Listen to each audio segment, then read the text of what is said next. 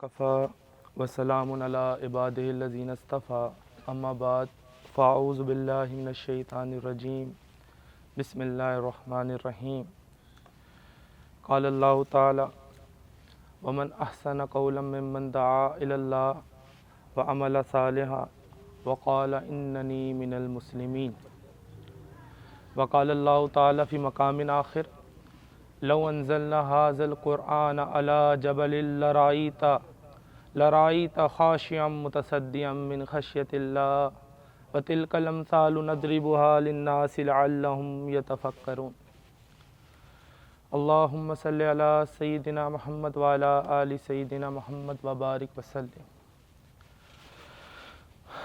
عزیزان گرامی، میں سب سے پہلے آپ سب کا بہت ممنون ہوں اور مشکور ہوں کہ آپ نے مجھے بھی ایک قول احسن کہنے کے لیے منتخب کیا اور موقع فراہم کیا۔ اللہ سے دعا ہے کہ مجھے صحیح کہنے کی اور مجھے پہلے اور آپ سب کو بھی عمل کی توفیق عطا فرمائے۔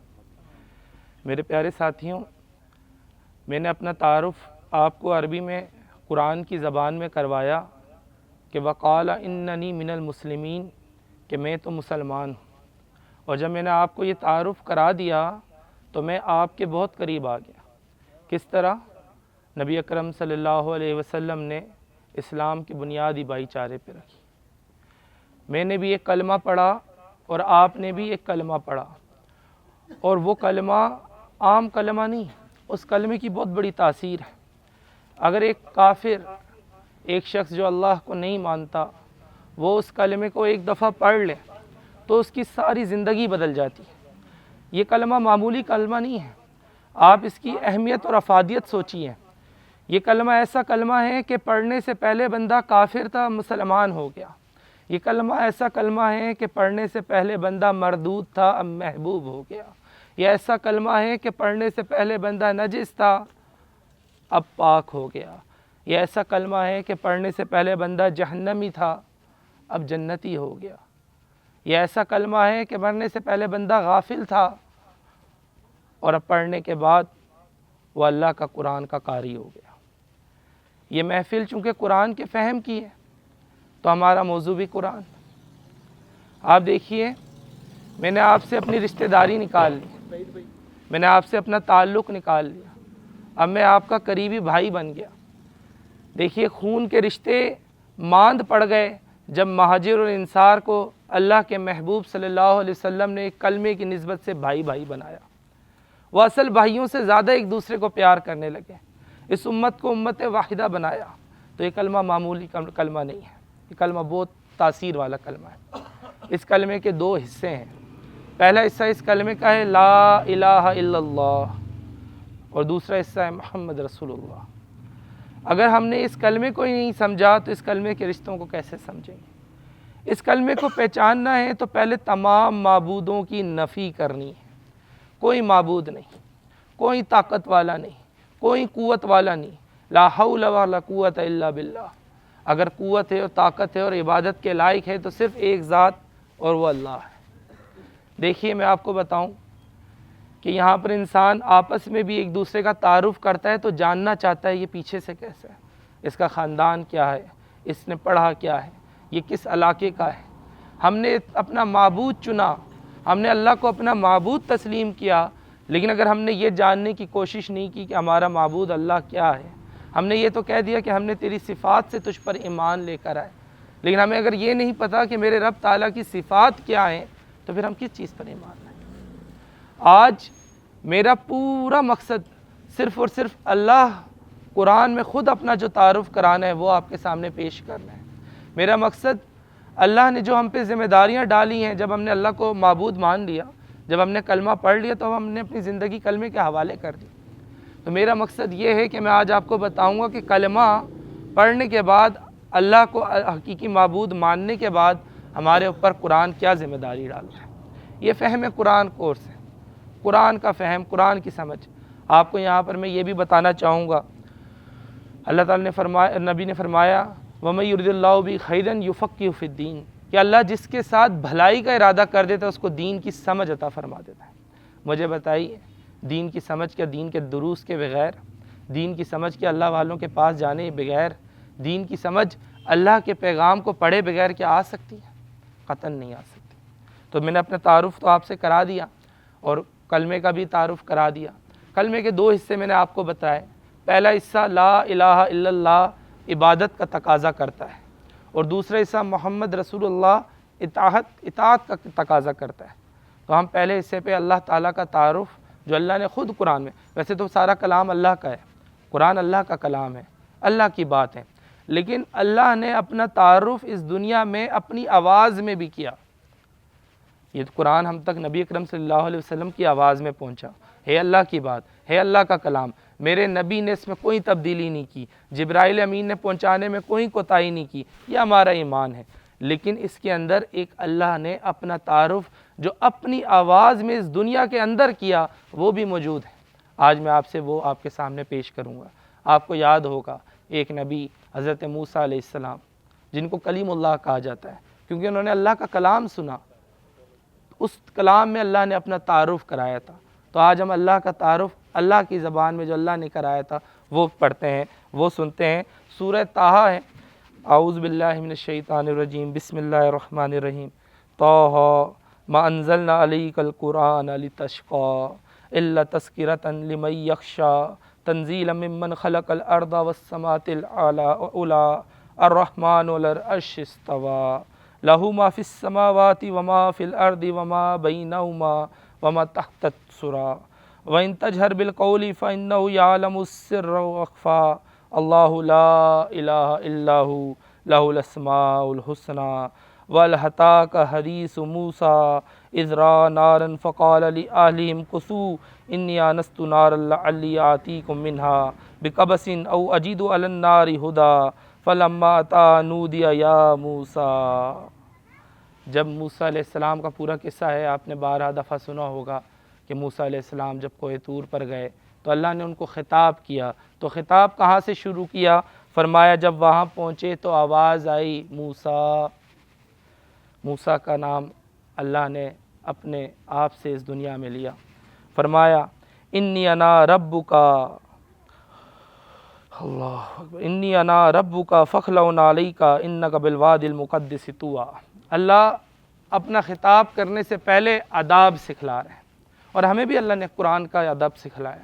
فرمایا جب قرآن پڑھا جائے تو خاموشی سے غور سے سنو تاکہ تم پر رحم کیا جائے۔ دنیا میں کون سا شخص ہے جو اللہ کا رحم نہیں چاہتا؟ ہم کہتے ہیں اللہ اپنا رحم فرما، اور رحم فرمانے کا طریقہ اللہ نے قرآن میں بتلا دیا کہ جاؤ قرآن کو سنو، قرآن کو سنو، غور سے سنو، خاموشی سے سنو، اللہ تم پر رحم کرے گا۔ تو اللہ نے تو رحمت کے دروازے کھول دیے اور بتلا دیا۔ اسی طرح یہاں پر موسیٰ علیہ السلام کو آداب سکھلائے۔ فرمایا میں تمہارا پروردگار ہوں، اپنی جوتیاں اتار دو، تم یہاں پاک میدان طویٰ میں ہو، تم یہاں پاک میدان طویٰ میں ہو۔ پھر فرمایا وَأَنَا اخْتَرْتُكَ فَاسْتَمِعْ لِمَا يُوحَىٰ، اور میں نے تم کو انتخاب کر لیا ہے تو جو حکم دیا جائے اسے سنو۔ پہلے اللہ انبیاء کا انتخاب کرتا تھا، ہم بہت خوش قسمت ہیں، اللہ نے اس امت کا بھی انتخاب کیا ہے۔ یہ واحد امت ہے جس کی نبی کے ساتھ اس کے ہر فرد کا انتخاب کیا ہے، اس دین کو پھیلانے کا انتخاب کیا۔ فرمایا کنتم خیر امت اخرجت للناس تأمرون بالمعروف وتنہون عن المنکر، تم بہترین امت ہو، نکالی لوگوں کے لیے گئی ہو، ایک دوسرے کی بھلائی کے لیے نکالی گئی ہو۔ یہاں پر اللہ جس کا انتخاب کر رہا ہے اس کو سکھا رہا ہے کہ جب انتخاب ہو جائے تو کیا کرنا ہے۔ تو اللہ تعالیٰ فرماتے ہیں موسیٰ میں نے تم کو انتخاب کر لیا تو جو حکم دیا جائے اسے سنو، جو حکم دیا جائے اسے سنو۔ فرمایا حکم سنیے۔ اب اللہ تعالیٰ نے خود یہ کلام دنیا میں فرمایا، بار بار بتا رہا ہوں، یہ عام الفاظ نہیں ہے۔ فرمایا اننی انا اللہ لا الہ الا انا فاعبدنی واقیم الصلاۃ لذکری، بے شک میں ہی اللہ ہوں، بے شک میں ہی اللہ ہوں، میرے سوا کوئی معبود نہیں۔ یہاں تو ہم گواہی دیتے نا، یہاں اللہ خود کہہ رہا ہے میرے سوا کوئی معبود نہیں، میری عبادت کیا کرو اور میرے یاد کے لیے نماز پڑھا کرو، اور میری یاد کے لیے نماز پڑھا کرو۔ آپ دیکھیں جب انتخاب ہو جائے تو کیا حکم ملا؟ کیا ہمارا انتخاب نہیں ہوا؟ اور کیا ہمیں یہی حکم نہیں ملا کہ ہم بھی نماز پڑھیں اللہ کی یاد کے لیے؟ کہ ہم بھی اللہ کو معبود بنائیں۔ ایک حدیث میں آتا ہے جب لوح و قلم بنے تو سب سے پہلے جو الفاظ کہے گئے وہ یہ تھے، لا الہ الا انا، کوئی نہیں معبود سوائے میرے، و محمد رسولی، اور محمد اللہ کے رسول ہیں، من لم یستسلم بقضائی، جس کو میرے فیصلے نہیں قبول، ولم یشکر علی نعمائی، جو میری نعمتوں پہ شکر ادا نہ کرے، ولم یصبر علی بلائی، جو میری دی ہوئی مصیبتوں پہ صبر نہ کرے، فلیتخذ ربا سوائی، اس کو چاہیے وہ میرے سوا کسی اور کو اپنا رب بنا لے۔ ربوبیت کے تقاضے ہیں، اگر آپ نے معبود چنا ہے اللہ کو تو عبادت کے تقاضے ہیں، اور وہ تقاضے قرآن پڑھے بغیر سمجھ نہیں آ سکتے، وہ فہم قرآن کے بغیر ہمارے روح میں نہیں اتر سکتے، ہماری زبان پہ ایمان دل کے اندر نہیں پیوستہ ہو سکتا۔ پھر فرمایا اللہ تعالیٰ نے اپنا تعارف جاری کرتے ہوئے، ان الساعۃ آتیۃ اکاد اخفیہا لتجزا کل نفس بما تسعی، قیامت یقیناً آنے والی ہے، میں چاہتا ہوں کہ اس کو پوشیدہ رکھوں تاکہ ہر شخص جو کوشش کرے اس کا بدلہ پائے۔ یاد رکھیے اللہ تعالیٰ نے جو قیامت کا علم کسی کو نہیں دیا، اس کی خاص وجہ تھی۔ آج اگر ایک شخص کو پتہ چل جائے اس کو کینسر ہے، وہ آخری مراحل پہ ہے، تو اس کی زندگی کیسے بدل جاتی ہے؟ کیونکہ اس کو موت کا یقین ہو جاتا ہے کہ میں مرنے والا ہوں۔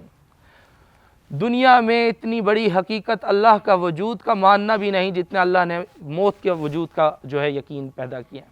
آپ دیکھیں اللہ سے لوگوں نے اختلاف کیا، اللہ کو معبود ماننے میں لوگوں نے اختلاف کیا، لیکن ایک چیز اللہ نے ایسی پیدا کی، موت، جس کو آج تک کوئی انکار نہ کر سکا۔ موت کی حقیقت سے سب واقف ہیں، بچہ بھی مرتا ہے، آنے میں تو ایک تسلسل ہے لیکن جانے میں کوئی تسلسل نہیں ہے۔ جوان بھی مرتا ہے، بوڑھا بھی مرتا ہے، مرد بھی مرتا ہے، عورت بھی مرتی ہے، اللہ کو ماننے والے بھی مرتے ہیں، اللہ کے بھیجے گئے انبیاء بھی اس دنیا سے رخصت ہوتے ہیں، اور اللہ کے نام ماننے والے بھی مرتے ہیں۔ موت ایک ایسی اٹل حقیقت ہے جس سے کسی کو انکار نہیں، لیکن اس کے باوجود ہم اگر اس دنیا میں کسی چیز سے سب سے زیادہ لاپرواہی میں ہیں تو وہ موت ہے۔ ہم نے موت کی تیاری نہیں کی۔ کیا تیاری کی؟ ہمیں موت کے بعد کے امتحان بتلا دیے گئے، ہمیں سوال بتلا دیے گئے، ہم نے اس کی تیاری نہیں کی۔ پیپر کھول کے رکھ دیا اللہ تعالیٰ نے، گائیڈنس ساتھ بھیج دی اللہ تعالیٰ نے قرآن کی صورت میں، ہم نے تیاری نہیں کی۔ ہم نے بڑے بڑے علوم حاصل کیے، ہم نے بڑی بڑی کتابیں حاصل کی، آج تک اگر ہم نے اللہ کا تعارف نہیں پڑھا، اللہ کی زبان سے نہیں پڑھا، تو پھر ہم نے کیا پڑھا؟ آج میں کسی ڈرانے کے لیے نہیں بات کر رہا، میں تنبیہاً بات کر رہا ہوں۔ یہ تنبیہ ہے کہ اگر ہم نے قرآن کو آج تک نہیں پڑھا، اللہ کے پیغام کو آج تک نہیں پڑھا، تو پھر ہم یہ کیسے دعویٰ کر سکتے ہیں کہ ہم دین پہ چلنے والے ہیں؟ دین پہ تو وہ چلے گا جس کو دین کی رہنمائی پتہ ہو، جس کو دین کا سبق پتہ ہو۔ بہرحال اللہ تعالیٰ نے قیامت کو پوشیدہ ہونے کا راز بتایا، پھر فرمایا جو شخص اس پر ایمان نہیں رکھتا اور اپنی خواہش کے پیچھے چلتا ہے، کہیں تم اس کو یقین سے روک نہ دے کہ اس صورت میں تم ہلاک ہو جاؤ۔ دیکھیں اللہ تعالیٰ کو معبود بنا لیا نا، اب تقاضا کیا ہے کہ اللہ کی مانے، اللہ کو مانا اب اللہ کی مانے، اللہ کو معبود مانا، اپنی زندگی کا حق اللہ کو دے دیں۔ اللہ تو بڑا رحیم ذات ہے۔ آپ دیکھیے کتنی پیاری ذات ہے کہ ہمیں ہماری جان دی، ہمیں ہمارا جسم دیا، ہمیں ہمارا وقت دیا، ہمیں ہمارا مال دیا۔ کس نے دیا؟ اللہ نے دیا، لیکن ساتھ ہی کہا تمہیں دیتا بھی ہوں اور پھر تم سے خریدتا بھی ہوں، تمہیں دیتا بھی ہوں اور پھر تم سے خریدتا بھی ہوں۔ اور مومنین کی جانیں کس کے بدلے خریدیں؟ اللہ تعالیٰ نے مومنین کی جانیں جنت کے بدلے خریدیں۔ اور جب انسان کی جان کی بات آتی ہے تو وقت کی بات ضرور آتی ہے۔ جان صرف گردن کٹوانے کا نام نہیں ہے، وہ بھی بہت بڑی سعادت ہے اگر اللہ کے راستے میں ہو، لیکن صرف گردن کٹوانے کی بات نہیں ہے۔ جان کا مطلب یہ ہے کہ اپنا وقت، اپنی جان، اپنا، آپ کے نبی نے خون بہایا تھا نا، طائف جب گئے تھے خون بہایا تھا، پتھر کھائے تھے۔ اگر آج میں نے پسینہ نہیں بہایا تو میں نے کیسے جان لگائی؟ آج میں نے اگر وہ کتنے لمبے لمبے سفر پہ پیدل گئے، آج اگر میں گاڑی اللہ تعالیٰ نے دی، بائک دی، اللہ تعالیٰ نے سواری دی، میں اس پہ نہیں گیا تو پھر میں نے کیا دین کی خدمت کی؟ تو اللہ تعالیٰ نے ہم سے جنت کے بدلے میں خرید لی ہے۔ اگر ہم چاہتے ہیں اللہ سے یہ سودا کرنا تو ہم آزاد ہیں، اور نہیں چاہتے تو بھی اللہ کہتا ہے مجھے کوئی پرواہ نہیں، اللہ کو کوئی ضرورت نہیں، کوئی پرواہ نہیں۔ یاد رکھیے جتنی مخلوق ہیں اگر ساری اللہ کو مان لے، کوئی کافر نہ رہے، ساری اللہ کی عبادت کریں، کوئی گناہ نہ کریں، اس سے اللہ کی عظمت کوئی بڑھنے والی نہیں، اللہ کی عظمت پہلے ہی بہت بلند ہے۔ اور اگر ہم سارے ہی اللہ کو چھوڑ دیں، ہم سارے اللہ کے نافرمان ہو جائیں، ہم سارے اللہ سے انکاری ہو جائیں، تو اللہ کی عظمت میں ذرہ برابر کمی نہیں لا سکتے۔ اللہ کو ہماری ضرورت نہیں، ضرورت ہمیں خدا کی تھی۔ فرمایا اللہ تعالیٰ نے، اور موسیٰ یہ تمہارے داہنے ہاتھ میں کیا ہے؟ انہوں نے کہا یہ میری لاٹھی ہے۔ قال یہ عصایا، یہ میرا عصا ہے۔ ہم اس گفتگو کو بڑی عام سی گفتگو سمجھتے ہیں، پر میں آپ کو بتاتا ہوں کہ اس گفتگو میں بہت خاص بات ہے۔ ایک بات اللہ نے کی ہو، بادشاہوں کے بادشاہ نے کی ہو، سب سے اعلیٰ و برتر ذات نے کی ہو، وہ عام بات تو نہیں ہوتی۔ ہم اس کو ایک قصہ سمجھ کے پاس کر دیتے ہیں، ایک قصہ سن لیا۔ اللہ پوچھ رہے ہیں موسیٰ سے، اے موسیٰ تمہارے ہاتھ میں کیا ہے؟ موسیٰ علیہ السلام کہہ رہے ہیں میرے ہاتھ میں عصا ہے اللہ، میرے ہاتھ میں عصا ہے، ڈنڈا جو سہارے کے لیے بزرگ اکثر استعمال کرتے ہیں۔ اور پھر موسیٰ علیہ السلام بتا رہے ہیں، اب آپ دیکھیں موسیٰ علیہ السلام چونکہ اللہ نے دنیا میں بھیجا، نبی کو بھیجا، تو وہ اسباب کو اسباب کی نظر سے بیان کر رہے ہیں۔ فرما رہے ہیں اے اللہ میں اس پر سہارا لگاتا ہوں، اس سے اپنی بکریوں کے لیے پتے جھاڑتا ہوں، اور اس میں میرے لیے اور بھی کہیں فائدے ہیں۔ پر ان کو پتہ نہیں تھا کہ عصا جو اللہ نے ابھی بتانا تھا نا، ابھی پتہ نہیں تھا، ابھی اللہ نے بتانا تھا کہ یہ عصا ان کے ایمان کی بھی وجہ بنے گا، یہ ان کے ایمان کے امتحان کی وجہ بنے گا۔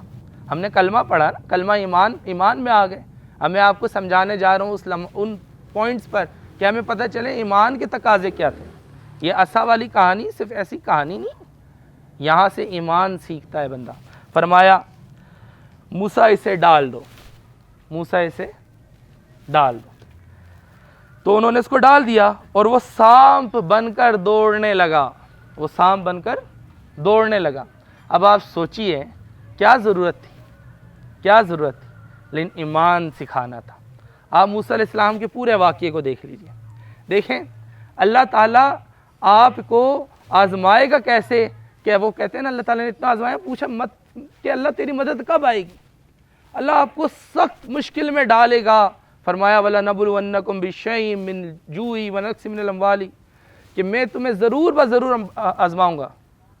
وَلَنَبْلُوَنَّكُمْ بِشَيْءٍ مِّنَ الْخَوْفِ وَالْجُوعِ وَنَقْصٍ مِّنَ الْأَمْوَالِ وَالْأَنفُسِ وَالثَّمَرَاتِ، میں تمہیں ضرور بضرور آزماؤں گا، تمہاری بھوک سے، خوف سے، تمہارے مال مویشی میں کمی سے، تمہارے ثمرات میں کمی سے ضرور بضرور آزماؤں گا۔ نبی کے امتی ہونا کوئی آسان بات ہے۔ اب آپ دیکھیے ایمان کسے کہتے ہیں۔ فرمایا جب آپ قرآن شروع کرتے ہیں، سورہ بقرہ میں آتے ہیں، الف لام میم ذالک الکتاب لا ریب فیہ ھدی للمتقین الذین یؤمنون بالغیب، غیب پر ایمان لانا، ایمان ہوتا ہی غیب پر ہے۔ میں آپ کے سامنے کہوں یا آپ کو دکھاؤں اور میں کہوں میرے ہاتھ میں بوتل ہے، تو آپ ایمان اس پہ لے آئیں گے، کیونکہ یہ آپ نے دیکھی ہے، یہ آپ نے دیکھی ہے، آپ کا مشاہدہ ہے، یہ ایمان نہیں ہے، یہ آپ کا مشاہدہ ہے۔ ایمان تو بن دیکھی طاقتوں کو ماننا ہے، ایمان تو ڈھونڈ کے معبود کی پوجا کرنا ہے، ڈھونڈ کے کہ وہ واقعی اس قابل ہے کہ اس کی عبادت کی جائے۔ پھر دیکھیے یہ عقل اور ایمان کا جو ہے نا مقابلہ ہے۔ آپ سوچیں موسیٰ علیہ السلام سے عصا ڈلوایا جا رہا ہے، جب فرعون نے مقابلہ کروایا، جادوگروں کو سامنے لایا اور جادوگروں نے پوچھا کہ بھئی ہم پہلے پھینکیں یا آپ پھینکیں گے؟ موسیٰ علیہ السلام نے کہا پھینکو۔ جب انہوں نے پھینکا وہ سارے سانپ بن گئے۔ اب عقل کیا کہتی ہے؟ عقل کہتی ہے موسیٰ تیرے پاس ایک عصا ہے، مارو ہر سانپ کے سر پہ کہ تمہیں کوئی نہ کاٹے، یہ عقل کہتی ہے۔ اور اللہ کیا کہتا ہے؟ موسیٰ بالکل اس عصا پہ بھی تیرا ایمان نہ جائے، پھینک دے اس کو، اس عصا کو پھینک دے۔ یہ آخری سہارا جو ہمیں اسباب کی صورت میں نظر آ رہا ہے، اللہ چونکہ ایمان سکھلانا چاہتا ہے تو دیکھیں کہہ رہے ہیں پھینک دے۔ وہ عصا پھینکتا ہے اور پھر اللہ تعالیٰ امتحان لیتا ہے، قربانی مانگتا ہے پر قربانی لیتا نہیں ہے۔ ابراہیم علیہ السلام سے مانگی قربانی، ذبح کیا ہوا؟ مینڈا ذبح ہوا، بیٹا نہیں ذبح ہوا، مینڈا ذبح ہوا۔ تو قربانی مانگی، لی نہیں، قربانی مانگی، لی نہیں۔ ہم سے تو قربانی بھی وہ اللہ تعالیٰ مینڈے کی لیتا ہے، بکرے کی لیتا ہے، ہمیں اس امتحان میں ڈال دے تو ہم تو پتہ نہیں کیا کریں۔ آپ سوچیں ان کی ایمان کی طاقت اور قوت دیکھیں، ایسے ہی تو نہیں ان کی تعریفیں کی گئیں۔ اللہ تعالیٰ نے قرآن میں محمد صلی اللہ علیہ وسلم کتنے محبوب نبی ہیں، لیکن محمد صلی اللہ علیہ وسلم کو بھی اللہ نے اور انبیاء کی مثالیں دی، اور انبیاء کے بارے میں بتایا کہ انہوں نے وفا کا حق ادا کر دیا۔ پھر آپ ایک اور بات دیکھیے، اب جب فرعون پیچھے ہے اور آگے سمندر ہے، اب کیا بچا؟ اب تو فرعون کی فوج آگے ڈوبنا ہے، ہاتھ میں عصا ہے، ہاتھ میں عصا ہے۔ اب بھی اللہ تعالیٰ نے موسیٰ علیہ السلام کو کہا موسیٰ عصا پھینک، مار، پھینک۔ اب بندہ سوچے فوج آئے گی، میرے پاس تلوار نہیں ہے، میرے پاس ڈنڈے ہیں، ڈنڈوں سے لڑوں؟ نہیں، پھینکا تو راستے بنا دیے، پھینکا تو راستے بنا دیے، نجات کے راستے۔ آپ دیکھیے جب وہ اس سفر میں جا رہے تھے، ایک پتھر پہ کہا عصا مار۔ بندہ سوچے صحرا ہے، کھدائی کر لوں، کیا پتہ پانی مل جائے؟ نہیں، اللہ تعالیٰ پھینک، مار۔ انہوں نے پتھر پہ مارا، اللہ تعالیٰ نے چشمے بہا دیے۔ تو یہ عصا عام عصا نہیں تھا، اللہ نے اسباب سے آزمایا ہے، اللہ نے اسباب سے آزمایا ہے۔ تو دیکھیں اللہ تعالیٰ یہاں پر بھی ان کو ایک مشاہدہ کروانا چاہتا ہے۔ اللہ نے مشاہدے کروائے، بعض اوقات خود اور بعض اوقات انبیاء کے خواہش پر، جیسے حضرت ابراہیم علیہ السلام نے غالباً خواہش کی تھی کہ میں دیکھنا چاہتا ہوں کہ تو کیسے زندہ کرے گا ایک مری ہوئی چیز کو، تو پرندوں کے ذریعے انہیں اللہ تعالیٰ نے سمجھا دیا، اور پوچھا کہ کیا تجھے ایمان نہیں؟ تو کہا نہیں، ایمان پورا ہے، مشاہدہ چاہتا ہوں، ایمان پورا ہے، مشاہدہ چاہتا ہوں۔ جس پہ وحی آ رہی ہے اگر اس کو ایمان نہ ہو تو کس کو ہوگا؟ لیکن وہ منتخب شدہ تھے، انہوں نے مشاہدہ مانگا تھا اللہ تعالیٰ سے، ایمان کا تقاضا نہیں تھا۔ تو آپ دیکھیے یہاں پر کیا ہوا، انہوں نے اس عصا کو ڈالا اور وہ سام بھر کر دوڑنے لگے۔ اللہ نے فرمایا اس کو پکڑ لو، ڈرنا مت، ولا تخف، ڈرنا مت، ڈرنے کی بات نہیں ہے۔ ہم اس کو ابھی اس کی پہلی حالت پر لوٹا دیں گے، اور پھر اللہ تعالیٰ نے اپنی قدرتیں دکھائیں۔ یہ قدرتیں دکھانا ضروری ہیں، اور اللہ تعالیٰ نے ہمیں بھی قدرتیں دکھائیں۔ اگر اللہ تعالیٰ نے فرعون کے پاس بھیجنے سے پہلے موسیٰ علیہ السلام کو قدرتیں دکھائیں، ان کا ایمان بلند کیا، تو ہمیں بھی اللہ نے قدرتیں دکھائیں۔ موسیٰ علیہ السلام کا معجزہ زیادہ تر کس کے ساتھ تھا؟ عصا کے ساتھ تھا۔ ہمارے پاس جو معجزہ آیا وہ نبی کریم صلی اللہ علیہ وسلم کا تا قیامت معجزہ ہے، قرآن پاک۔ یہ ہماری طاقت ہے، اگر ہم نے اس کو پکڑ لیا تو ہمیں ڈرنے کی ضرورت نہیں۔ اگر ہم نے اس کو پکڑ لیا تو کوئی فرعون ہمارا کچھ نہیں بگاڑ سکتا۔ اگر ہم نے اس کو پکڑ لیا تو ہماری قسمت میں صرف انشاءاللہ جنت ہے، جہنم نہیں ہے۔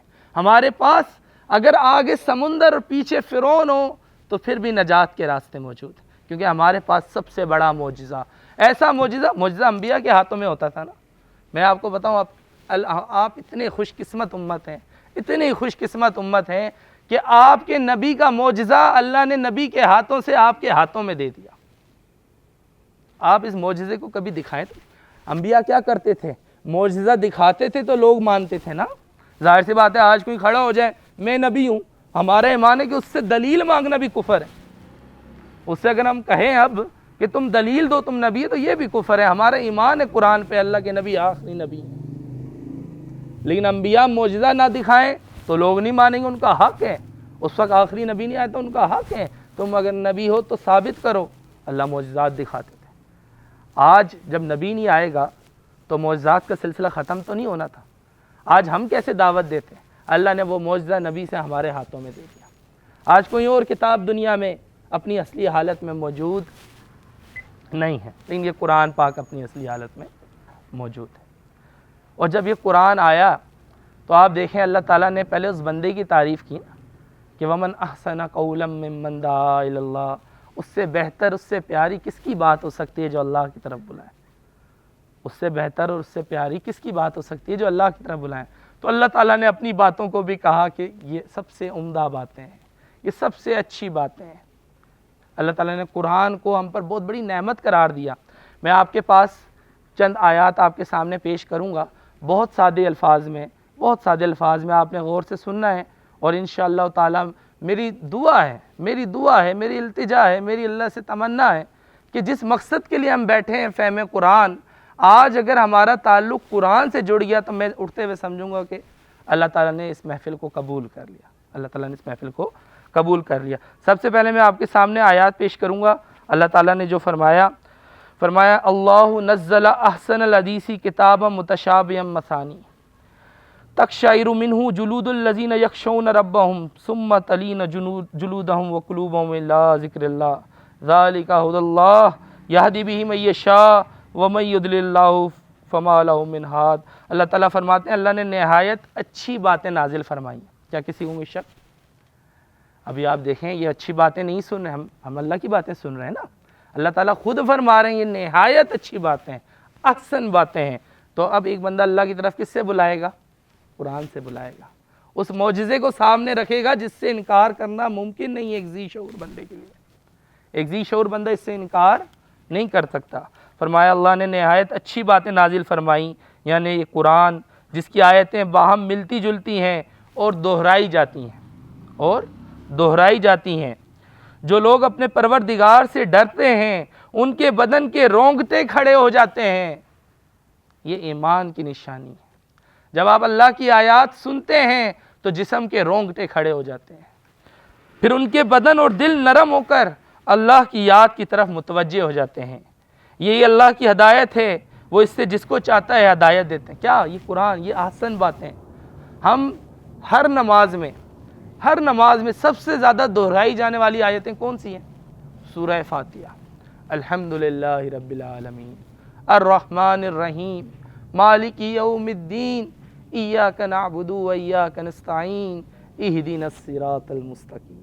ہم اللہ سے کیا مانگتے ہیں؟ ہم صراط مستقیم کی ہدایت مانگتے ہیں، ہم صراط مستقیم کی ہدایت مانگتے ہیں، اور اللہ تعالیٰ فرما رہے ہیں کہ اللہ اس سے جس کو چاہتا ہے ہدایت دیتا ہے۔ فرمایا یہی اللہ کی وہ ہدایت ہے قرآن، وہ اس سے جس کو چاہتا ہے ہدایت دیتا ہے، اور جس کو اللہ گمراہ کرے اس کو کوئی ہدایت دینے والا نہیں۔ آپ یہ آئے نا بیٹھے ہیں، میں آپ کو ایک مثال دیتا ہوں، ایک حدیث ہے۔ نبی اکرم صلی اللہ علیہ وسلم ایک دفعہ درس دے رہے تھے، 3 نوجوان گزرے، انہوں نے دیکھا نبی اکرم صلی اللہ علیہ وسلم درس دے رہے ہیں، ایک آگے آ کے بیٹھ گیا، ایک بالکل آخر میں بیٹھا، اور ایک واپس چلا گیا۔ درس ہے، فرض تو نہیں، درس نماز فرض ہے، یہ درس ہے، فرض تو نہیں نا، قرآن پڑھنا فرض ہے، میری بات سننا فرض نہیں۔ لیکن آپ دیکھیے آپ یہاں بیٹھے ہیں تو کتنے خوش قسمت ہیں، کتنے خوش قسمت ہیں، کتنے لوگ ہیں، وقت ان کا بھی گزر جائے گا، آپ کا بھی گزر جائے گا، لیکن آپ اپنی خوش قسمتی دیکھیے۔ اللہ کے نبی نے آخر میں مثال دی، فرمایا میں 3 اشخاص کی مثال دیتا ہوں۔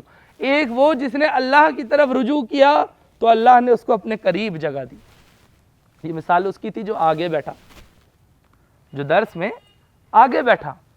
پھر فرمایا دوسرا شخص جس نے اللہ سے حیا کی، اللہ نے اس سے حیا کی، یعنی اس نے یہ سوچا درس ہو رہا ہے، اللہ کی بات ہو رہی ہے، کیا کریں گے، جا کے بیٹھ جاتے ہیں۔ اللہ نے بھی اس سے حیا کی، اس کو بٹھا دیا۔ دونوں میں کس نے بٹھایا ہے؟ اللہ نے بٹھایا ہے۔ اور فرمایا تیسرے نے اللہ سے منہ موڑا، اللہ نے اس سے منہ موڑ دیا۔ یہ تو قانون ہے اسلام کا اس امت کے لیے۔ فرمایا میں آخر میں آیات دوبارہ سے پیش بھی کروں گا، وَمَنْ أَعْرَضَ عَنْ ذِكْرِي فَإِنَّ لَهُ مَعِيشَةً ضَنْكًا۔ آپ سوچیں کہ ہم اپنی زبان میں جب غصہ کرتے ہیں ہم ایک لفظ استعمال کرتے ہیں گدھے کا ایک لفظ استعمال کرتے ہیں۔ آپ حیران ہوں گے کہ یہ لفظ اللہ نے قرآن میں استعمال کیا، اور کن کے لیے استعمال کرے؟ فرمایا جن کو جو آیتوں سے منہ موڑتے ہیں یا آیتیں سنائی جائیں اور وہ بھاگتے ہیں، گویا وہ ایسے ہیں جیسے جنگلی گدھے شیر کے آنے پہ بھاگتے ہیں۔ بیسیکلی مثال میں گدھا نہیں کہا گیا، تمثیل دی گئی، کیفیت دی گئی۔ آج آپ دیکھیے آپ کتنوں کو قرآن کی دعوت دیں گے، آ جاؤ بھائی قرآن کی بات ہے، آ جاؤ بھائی قرآن کی بات ہے، آپ کو یہ آیت سمجھ آ جائے گی، آنے والی تعداد بہت کم ہوگی۔ جیسے ایک شیر جنگل میں آیا اور اس سے جنگلی گدھے ڈر ڈر کے بھاگے، یہ کلام اللہ کا بلایا جا رہا ہے کہ اللہ کا قرآن سننے آؤ، وہ ایسے بھاگ رہے ہیں جیسے پتہ نہیں کون وہ ایسے بھاگ رہے ہیں جیسے پتہ نہیں کیوں۔ لیکن گدھے گدھے ہی ہیں نا، ان کو نہیں پتہ وہ بڑی طاقت ہے، اگر اتنے بڑا مجمع ہے تو شیر کیا بگاڑے گا اکیلا، وہ ڈر کے بھاگ رہے ہیں ادھر ادھر۔ لیکن ہم اشرف المخلوقات ہیں، ہم میں شعور ہے، ہمیں پتہ ہونا چاہیے ہمیں کدھر جانا ہے اور کدھر نہیں جانا۔ اللہ نے ہمیں تعلیم دی، اللہ نے ہمیں فراست دی، اللہ نے ہمیں فہم دیا۔ اللہ نے ہمیں عقل دی، اس عقل کا اس ذہن کا یہ شکر ہے کہ ہم اللہ کے کلام کو سنیں۔ پھر اس کے بعد اللہ تعالیٰ نے ایک اور جگہ فرمایا، آپ سوچتے ہوں گے یہ ایمان والے لوگ کون تھے جن کے رونگٹے کھڑے ہو جاتے ہیں؟ ہم تو سنتے ہیں اور سن کے چلے جاتے ہیں، ہمارے رونگٹے کیوں نہیں کھڑے ہوتے؟ اس کے لیے محنت ہے۔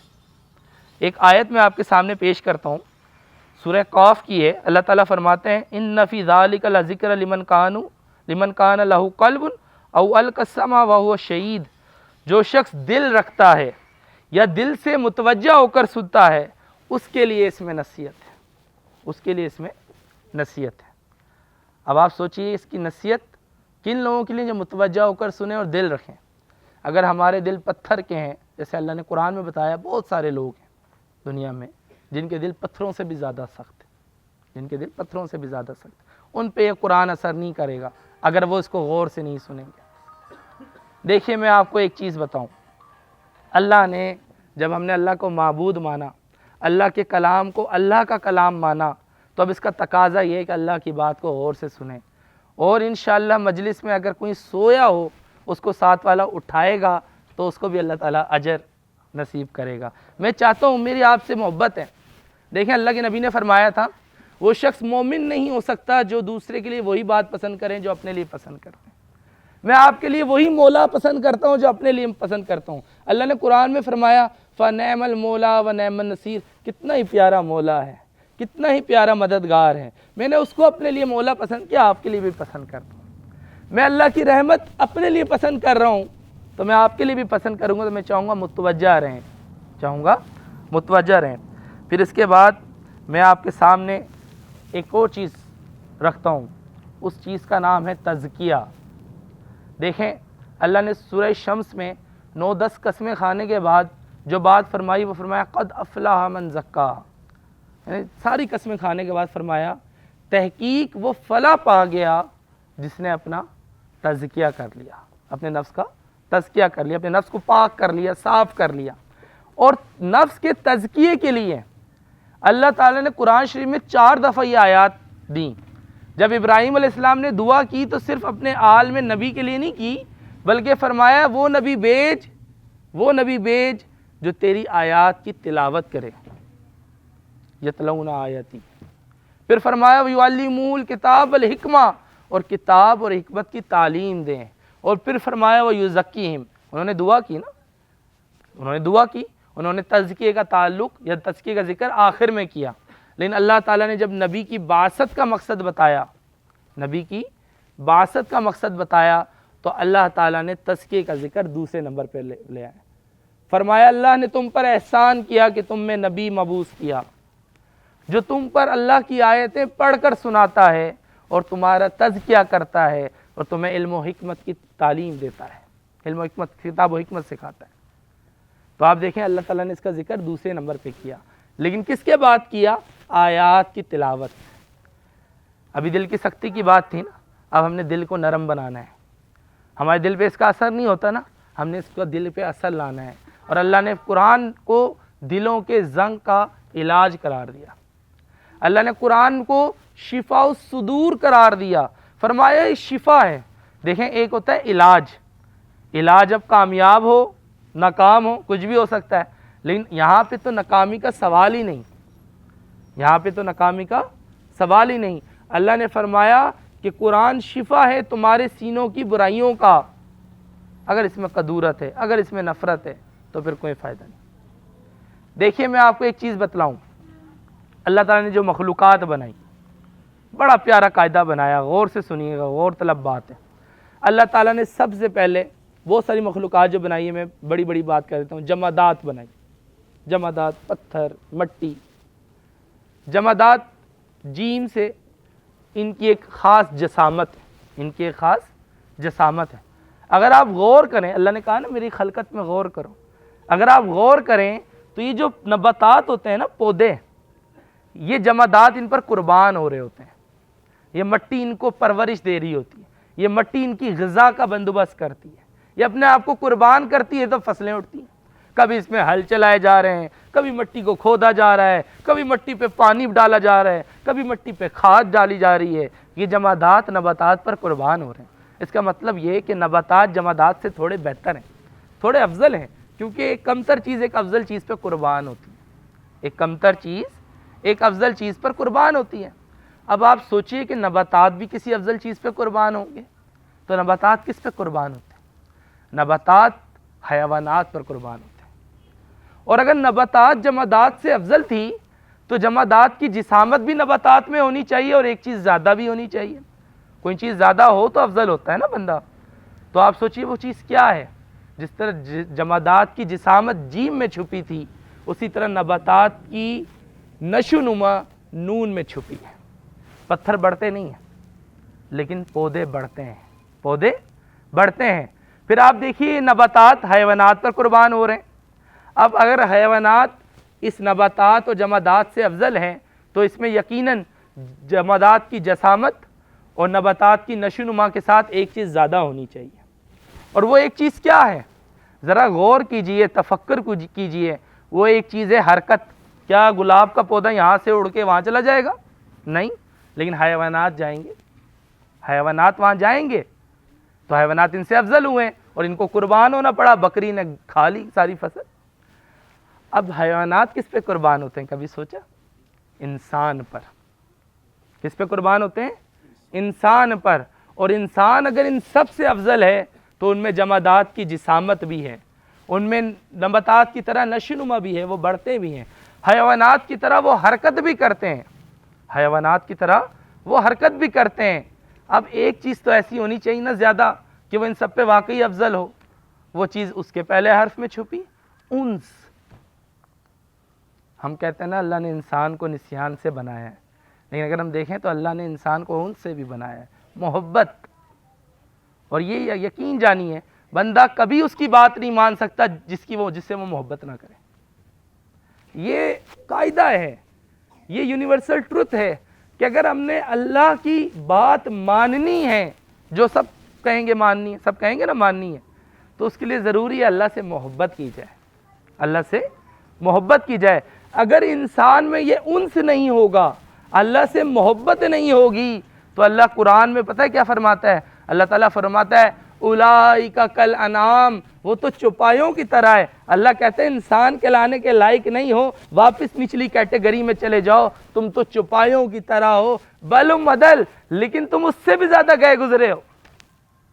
حیوانات اپنے کام پورے کرتے ہیں، انسان اگر اپنی محبت جو اللہ سے کرنی ہے، اللہ نے قرآن میں فرمایا والذین آمنوا اشد حبا للہ، جو ایمان والے ہیں وہ اللہ کی محبت میں شدید ہوتے ہیں، کرتے نہیں ہیں، شدید ہوتے ہیں۔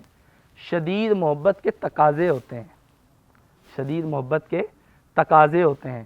مثلا میں ایک مثال دیتا ہوں، میری بیٹی ہے، میں اپنی بیٹی سے بات کروں اور میری بیٹی میری طرف بالکل متوجہ نہ ہو اور ساتھ کہیں بابا میں بڑی محبت کرتی ہوں، تو وہ محبت بے معنی ہو جائے گی۔ اور بھی جتنے رشتے ہیں آپ دیکھ لیجئے، استاد پڑھا رہا ہو، شاگرد اس کی طرف متوجہ نہ ہو اور وہ کہیں ہم استاد کی بڑا ادب کرتے ہیں اور آپس میں وہ باتیں کیے جائیں، تو وہ ادب بے معنی ہو جائے گا۔ تو اللہ کے حکم کو اگر ماننا ہے تو محبت کرنا ضروری ہے۔ شیطان کیا برا تھا؟ شیطان کو اللہ تعالیٰ کی بہت عبادت کی، شیطان نے بہت عبادت کی ہے، لیکن اگر اس میں کسی چیز کی کمی تھی تو وہ تو محبت کی کمی تھی۔ آپ دیکھیے کہ شیطان اس سے زیادہ کون جانتا تھا؟ وہ تو اللہ کی سب سے اتنی عبادت کی۔ یہ بھی ایک بڑا ہمارے ہاں ایک دوسرے مذہب سے کانسیپٹ آیا ہوا ہے کہ شیطان فرشتہ تھا، یہ دوسری کتابوں میں لکھا ہے دوسرے مذاہب کی۔ ہمارے لوگوں نے اپنے قرآن کو پڑھا نہیں، فرمایا کان من الجن ففسق عن امر ربی، شیطان جنوں میں سے تھا اور اس نے اپنے رب کی نافرمانی کی۔ ہم کہتے ہیں نا کافر کافر کافر، اس کو مان لیتے ہیں جس نے اللہ کو نہیں مانا، تو شیطان تو اللہ کو مانتا تھا۔ بلکہ اگر آپ دیکھیں شیطان تو ایسا موحد بنا ہوا تھا، کہتا تھا تیرے سوا میں کسی کو سجدہ نہیں کرتا۔ وہ تو موحد بھی تھا، وحدت پہ بھی بلیف تھا، عبادت پہ بھی بلیف تھا، عبادت کرتا بھی تھا، اللہ نے اس کو ایک بہت مقام بھی دے دیا تھا، لیکن اس نے کیا نہیں کیا؟ اس نے اللہ کا حکم نہیں مانا۔ اور کیوں نہیں مانا؟ اللہ کی عبادت کی اپنے رتبے کے لیے، اپنے غرور و تکبر کے لیے، عابد کہلانے کے لیے، فرشتوں کا سردار بننے کے لیے، لیکن اگر اس نے اللہ سے محبت کر کے اللہ کی عبادت کی ہوتی تو وہ شیطان ملعون نہ ہوتا۔ تو کہنے کی بات یہ کہ اللہ سے محبت کریں، اور اللہ سے محبت کے تقاضے ہیں۔ پہلا تقاضا کیا ہے اللہ سے محبت کا؟ کہ آپ اپنے آپ کو اللہ کے سپرد کر دیں۔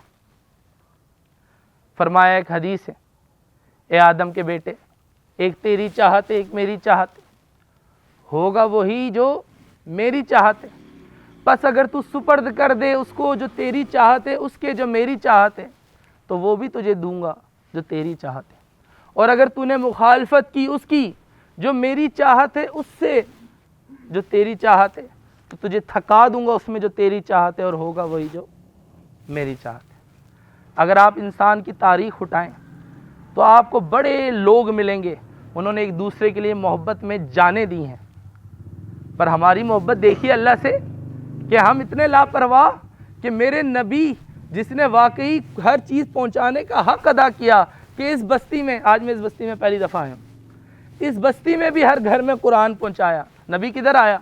حجاز، سمندروں پار، میرا نبی وہاں آیا، کوئی کمیونیکیشن کے ذرائع نہ تھے، لیکن اس نے حق ادا کیا، اور آج ہمارے ہاتھ میں یہاں پر قرآن موجود ہے، آج ہمارے ہاتھ میں یہاں پر قرآن موجود ہے، تو اس نے حق ادا کیا، اس نے اپنی تقاضوں کو پورا کیا محبت کے۔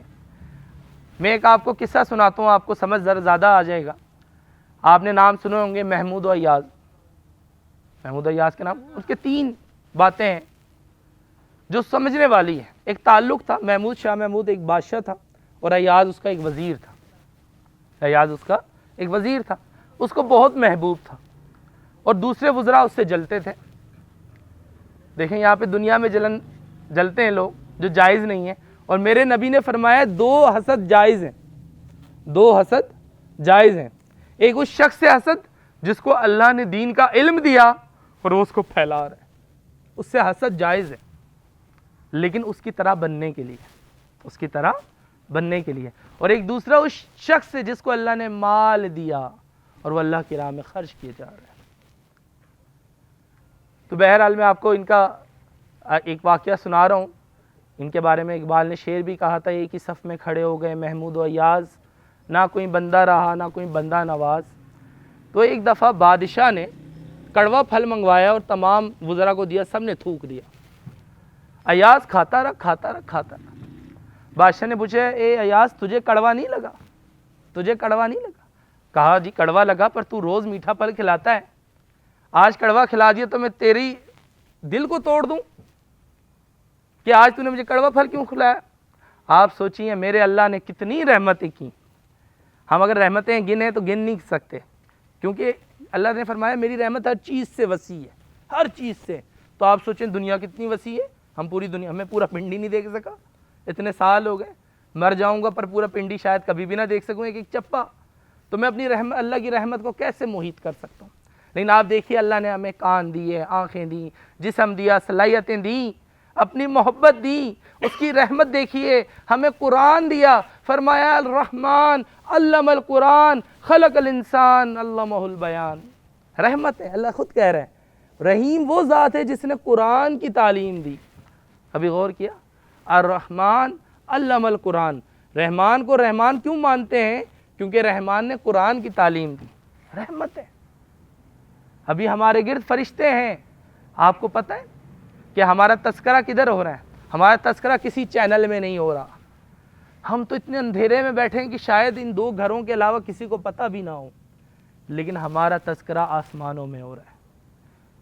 یہ وہ رشتہ، وہ عظیم دین ہے جس کے لیے اگر میں یہاں آیا ہوں تو یقیناً مجھ سے اللہ کے فرشتے نے پوچھا ہوگا، حدیث ہے کہ تو کس لیے جا رہا ہے، اور میں نے کہا میں اپنے بھائیوں سے ملنے جا رہا ہوں۔ پھر حدیث ہے اس نے میری نیت ٹٹولی ہوگی، کیا بھائیوں نے مجھ پہ کوئی احسان کیا تھا جس کو میں بدلہ اتارنے جا رہا ہوں؟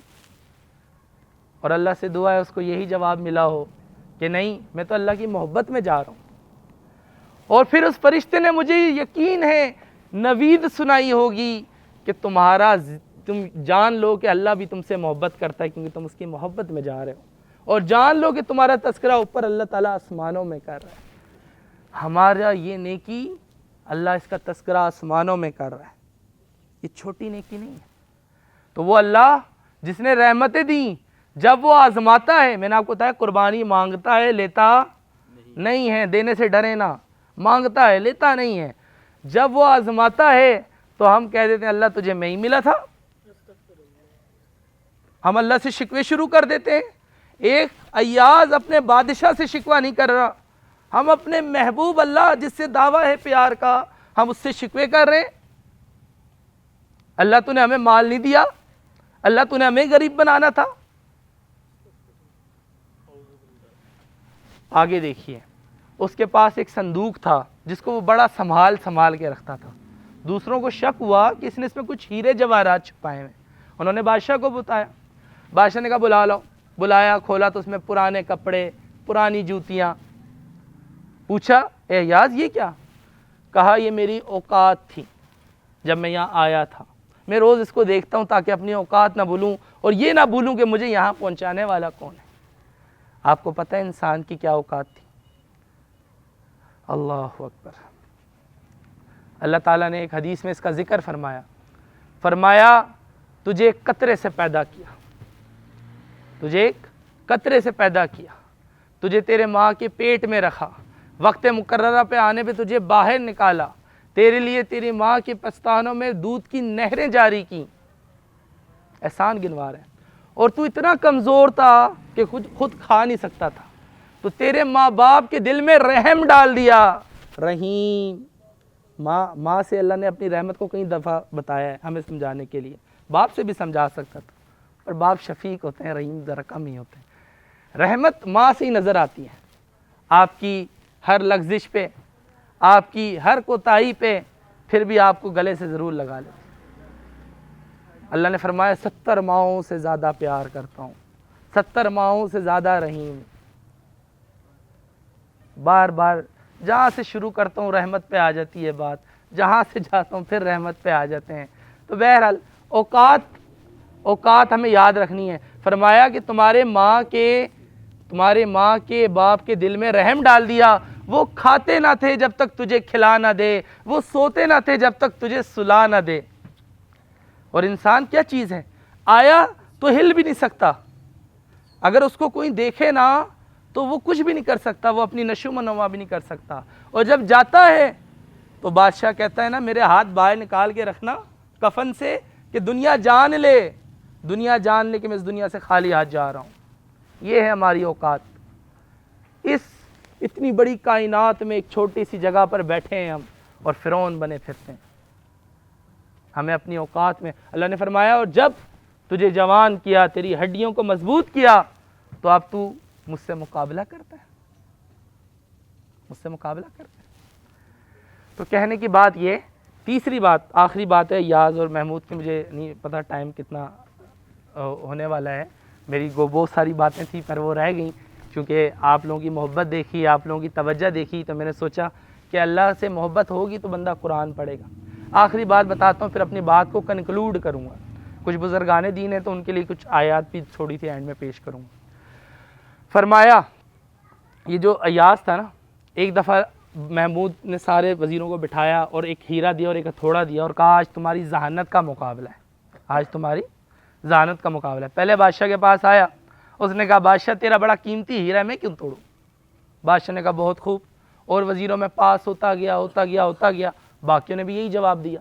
بادشاہ نے کہا بہت خوب، ایاز کے پاس آیا، ایاز نے تھوڑا اٹھایا، اس کو دیکھا اور دھڑ ٹکڑے کر دیا۔ بادشاہ نے کہا ایاز تجھے غیرت نہیں آئی، تجھے حیا نہیں آئی، تو نے اتنا قیمتی ہیرا توڑ دیا؟ کہا ایک لمحے کو آئی تھی اور میں تھوڑا رکھنے لگا تھا، پر میں نے دیکھا یہ ہیرا نہیں ٹوٹا، تیرا حکم ٹوٹ گیا تو بہت برا ہوگا۔ میں نے کہا ایسے 1000 ہیرے ٹوٹ جائیں تیرا حکم نہ ٹوٹیں۔ یہ ایک بندہ تھا، ایک غلام تھا، ایک وزیر تھا، اپنے بادشاہ سے ایسی عقیدت رکھتا تھا میں کلمہ گو ہوں، اللہ کو معبود مانتا ہوں اور اللہ کے حکم توڑتا ہوں، اپنی خواہشات کے بت نہیں توڑتا، اپنے مال میں سے صدقہ نکالتا ہوں، اپنے وقت میں سے صدقہ نہیں نکالتا۔ اپنی آنکھوں کا صدقہ نہیں نکالتا جو ساری دنیا دیکھتی ہے پر اس قرآن کو نہیں دیکھتی، اپنے کانوں کا صدقہ نہیں نکالتا جو کیا کیا نہیں سنتی، ہم سب گنہگار ہیں، کیا کیا نہیں سنتی لیکن قرآن نہیں سنتی۔ اللہ نے سورہ کہف میں فرمایا آخری بات ہے، میں تمہیں سب سے خسارے والا عمل نہ بتاؤں، میں اگر آپ لوگوں کو بتاؤں کہ ایک عمل، ایک آپ بزنس کرنے لگے، میں کہوں یہ بالکل خسارے والا ہے اور یقین کر لو خسارے والے، تو شاید آپ یقین نہ کرو کیونکہ کہنے والے کو آپ نہیں جانتے، لیکن جس عمل کو میرا رب خسارے والا کہہ رہا ہو اس عمل کے بارے میں آپ کا کیا خیال ہے؟ اس سے زیادہ خسارے والا اور کوئی عمل ہو سکتا ہے؟ تو اللہ نے فرمایا قرآن میں تمہیں سب سے زیادہ خسارے والا عمل نہ بتاؤں، چلیں بتاتا ہوں لیکن ایک شرط پہ کہ آپ اس خسارے میں نہیں جائیں گے۔ میں نے بتایا میری ایمان کا تقاضا یہ ہے آپ سے محبت کروں، اور محبت کا تقاضا یہ اس چیز کو آپ کے لیے پسند نہ کروں جس کو اپنے لیے پسند نہیں کرتا، میں اپنے لیے خسارہ پسند نہیں کرتا۔ تو یہ انشاءاللہ عہد ہے نا کہ خسارے میں نہیں جائیں گے، جس عمل سے اللہ روکے گا، جس عمل کو اللہ خسارے والا کہے گا وہ نہیں کروں گا۔ اپنے بزرگان کے لیے زیادہ میں یہ بات کر رہا ہوں، فرمایا وہ لوگ جن کی ساری سعی، ساری کوشش دنیا کی زندگی پہ لگ گئی اور وہ کہتے رہے کہ یہی ٹھیک ہے، وہ اس کو ٹھیک مانتے رہے۔ ہم کہتے ہیں نا بھائی نہیں پڑھنی نماز، نہیں کرنا کچھ، رزق حلال کمانا ہے، نہیں کرنا حج، پہلے بیٹی کی شادی کرنی ہے اس پہ لاکھوں لگانے ہیں، ہم یہ کہتے ہیں نا۔